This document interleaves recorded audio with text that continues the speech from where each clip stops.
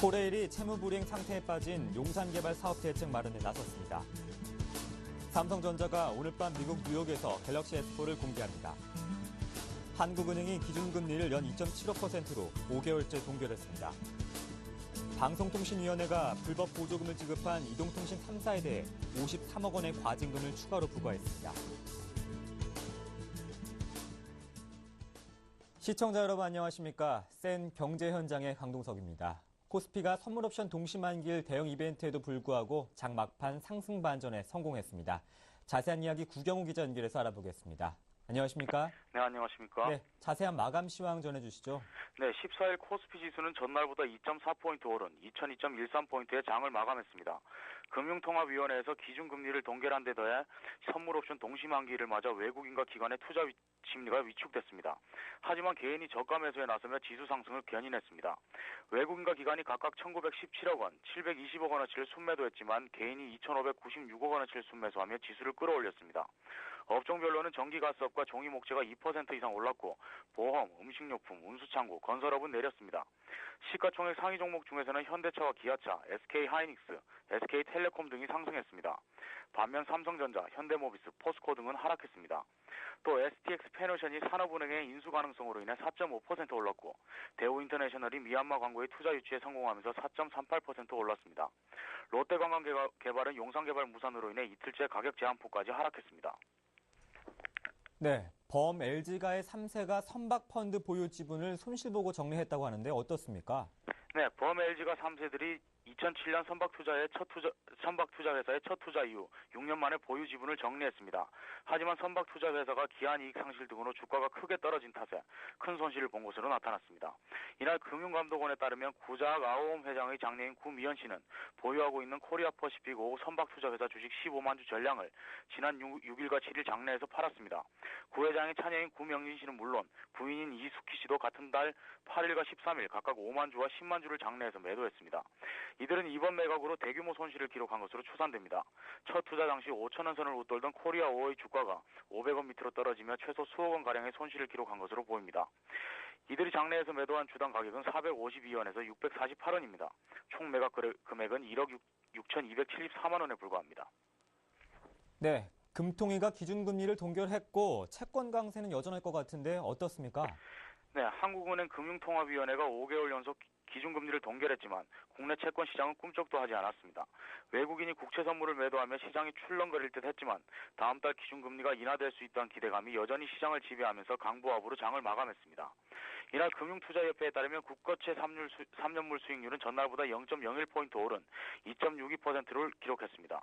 5년물 금리는 전날과 동일한 2.72%로 사상 최저치 행진을 이어갔으며 10년물 금리도 전날보다 0.01포인트 떨어진 2.95%를 마감했습니다. 전문가들은 기준금리 동결에 외국인이 대거 국채 선물을 매도하기는 했지만 장기적으로 채권 시장에 자금이 유입될 것으로 내다봤습니다. 국내 주식시장에 비해 채권 시장의 투자 매력도가 높은 데다 4월 기준금리가 인하될 수 있다는 기대감이 여전히 유효하다는 평가입니다. 네, 증시 관련 소식 구경호 기자였습니다. 고맙습니다. 감사합니다.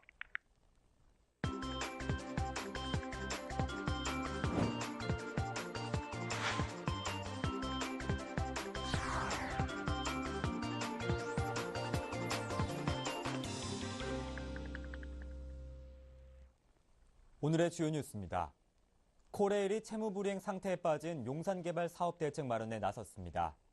최대 주주인 코레일은 10월 용산 사업에 출자한 민간 출자사 30개사를 전원 소집해 사업 계획 변경안을 제안할 방침입니다. 코레일은 긴급 자금을 수혈받아 2조 4천억 원 규모의 자산담보부 기업어음과 자산유동화증권 원리금을 갚고 코레일 주도로 개발 계획을 대폭 수정해 사업을 진행한다는 구상입니다. 당초 111층으로 계획했던 초고층 빌딩의 층수를 80층 이하로 대폭 낮춰 건축비를 절감하고 과잉 공급 상태인 오피스와 상업시설을 줄이는 대신 중소형 아파트를 늘리는 방안을 강구합니다. 또 새 정부 주거복지 정책에 맞게 임대주택 규모도 대폭 확대한다는 방안을 마련했지만 민간 출자사들이 반발하고 있어 이 같은 계획이 실현될지는 미지수입니다. 삼성전자가 오늘 밤 미국 뉴욕에서 갤럭시 S4를 공개합니다. 삼성전자는 신제품의 티저 영상에서 갤럭시 S4는 TV가 컬러가 된 이후 가장 놀랄만한 제품 중 하나가 될 것이라고 공언했습니다. 특히 갤럭시 S4는 앞서 미국 라스베가스의 전자제품 전시에 공개된 스마트폰 옥타코어 칩이나 4.99인치 아몰레드 풀 HD 화면 등을 세계 최초로 탑재할지 주목됩니다. 또한 눈동자를 움직여 화면을 내리거나 멈추는 아이 스크롤링 기능이 추가될지도 관심사입니다. 한국은행이 기준금리를 연 2.75%로 5개월째 동결했습니다. 한은은 14일 김중수 총재 주재로 금융통화위원회를 열어 기준금리를 연 2.75%로 유지하기로 결정했습니다. 미국 등 주요 선진국이 최근 경기 호전 양상을 보이고 있어 향후 우리 경제도 경기 회복 가능성을 크게 본 것으로 풀이됩니다. 그러나 1분기 경기가 기대만큼 회복되지 못하고 있고 일본의 무제한 양적 완화 정책에 대응해야 한다는 요구가 높아 금통위가 조만간 금리 인하에 나설 것이란 관측이 지배적입니다. 이에 앞서 현오석 기획재정부 장관 겸 경제부총리 내정자도 국회 인사청문회에서 기본적으로 기준금리를 금통위가 결정하지만 어느 정도 회복 정책은 필요한다고 본다며 인하 전망을 내비친 바 있습니다. 방송통신위원회가 불법 보조금을 지급한 이동통신 3사에 대해 53억 원의 과징금을 추가로 부과했습니다. 방통위는 14일 전체 회의를 열어 이통 3사에 대한 영업정지 처분 결정이 내려진 이후부터 순차적 영업정지가 시작되기 직전까지 불법 보조금을 지급한 이동통신 3사에 과징금을 부과하기로 의결했습니다. 과징금 규모는 SKT 31억 4천만 원, KT 16억 1천만 원, LG유플러스는 5억 6천만 원입니다. 방통위는 영업정지 처분이 내려진 직후에도 불법 보조금 지급이 재개발했다는 점에서 부과 기준율을 예년보다 2배 이상으로 높였다고 밝혔습니다. 한편 13일 KT를 마지막으로 이동통신사의 순차 영업정지가 끝나면서 14일부터 3사의 마케팅 경쟁이 재개됐습니다. 정부가 과다 보조금에 대한 과징금을 부과하면서 강력한 제재 의지를 밝혔기 때문에 당분간 보조금 마케팅은 소강 국면에 접어들 것으로 예상됩니다. 순차 영업정지가 시작된 1월 7일 이후 최근까지 LG유플러스는 가입자가 약 13만 8천 명 늘어난 반면 KT와 SK텔레콤은 각각 2만 5천 명과 11만 3천 명이 줄었습니다.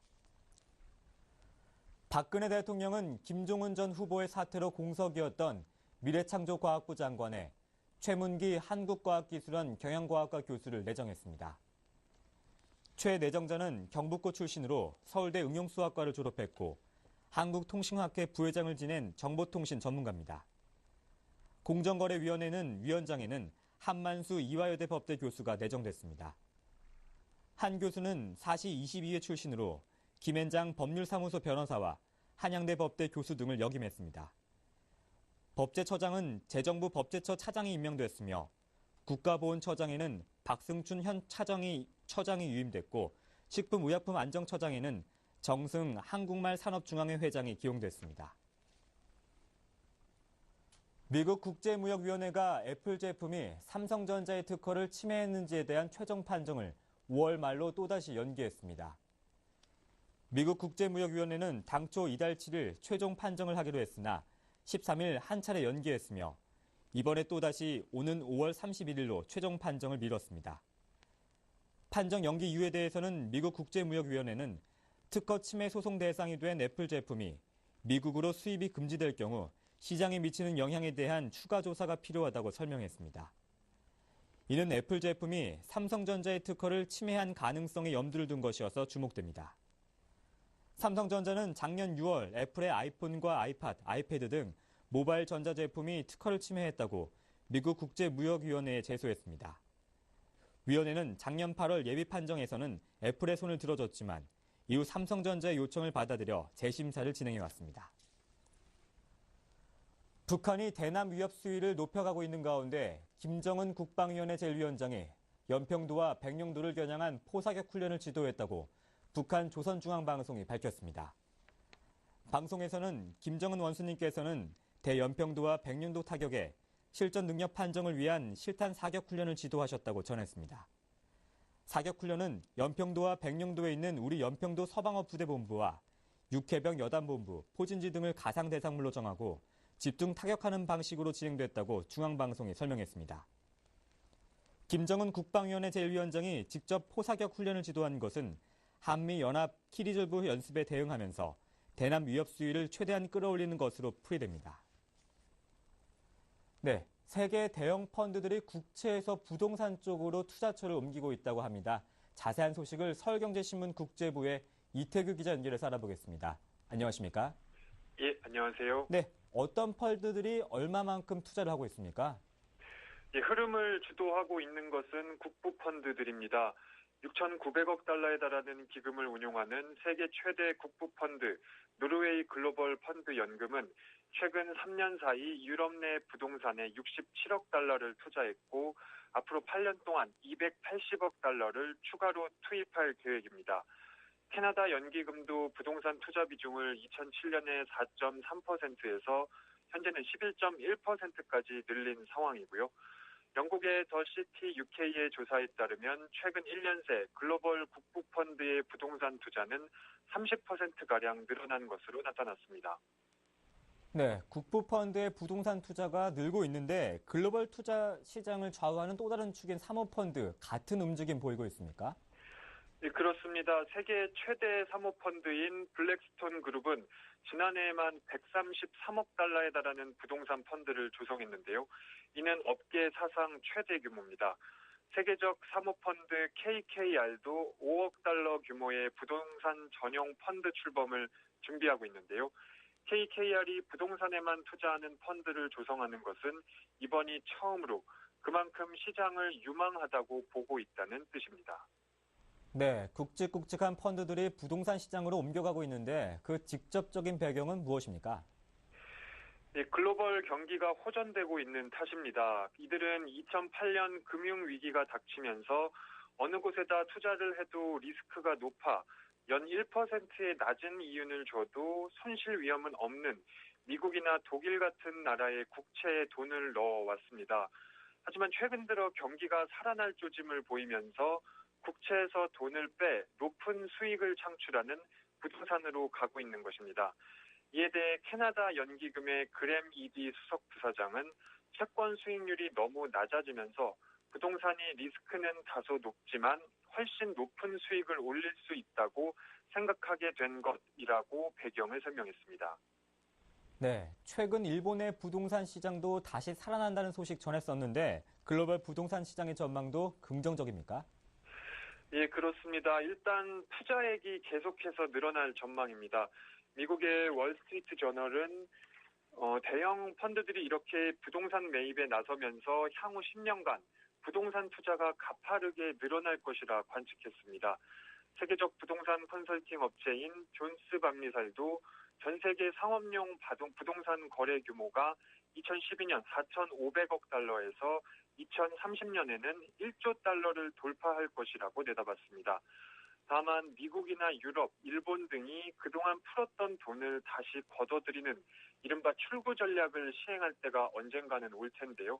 이때 부동산 시장이 얼마나 버틸 수 있느냐가 관건이 될 것으로 보입니다. 네, 그렇군요. 국제부 이태규 기자였습니다. 고맙습니다. 예, 고맙습니다.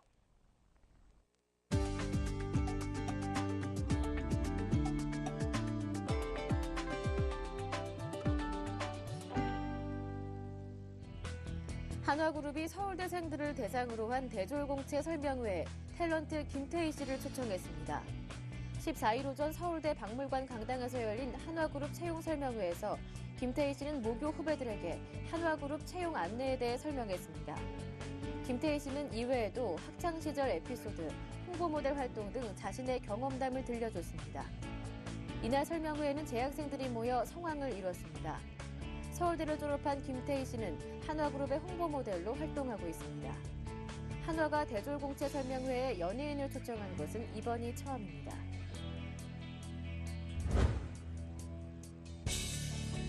현대기아차는 14일 2013 현대기아차 협력사 채용 박람회를 서울 코엑스에서 개최했습니다.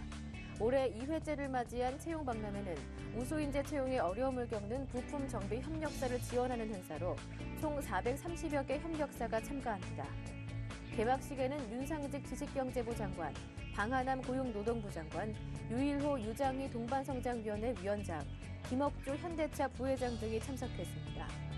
채용 박람회는 14일에서 15일 수도권에 이어 21일 광주 김대중 컨벤션 센터, 28일에서 29일 대구 엑스포 등 전국 순회로 열리며 이 기간 동안 총 2만여 명의 구직자가 박람회를 찾을 것으로 예상됩니다. 박람회장에서는 지원자에게 협력사를 소개하고 취업 상담을 하는 자리가 마련돼 구직자들에게 실질적인 도움을 줄 것으로 예상됩니다.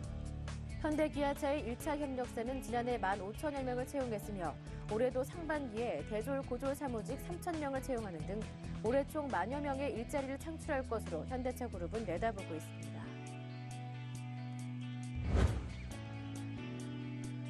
CJ 대한통운이 다음 달 초 CJ GLS와 합병합니다. 회사 측은 이번 합병을 통해 시설 통합과 신규 투자, 네트워크 최적화 등으로 택배기사의 수익성을 대폭 개선할 방침이라고 밝혔습니다. CJ 대한통운은 터미널 통합 운영과 설비 추가로 화물 분류 속도가 빨라지면서 배달 시간을 단축할 수 있다고 설명했습니다. CJ 대한통운은 매달 택배차 한 대당 유류비가 5만 원에서 20만 원가량 줄어들고 더 많은 택배 화물을 배달할 수 있어 택배기사들의 수익성이 연말까지 40% 이상 개선될 것이라고 말했습니다.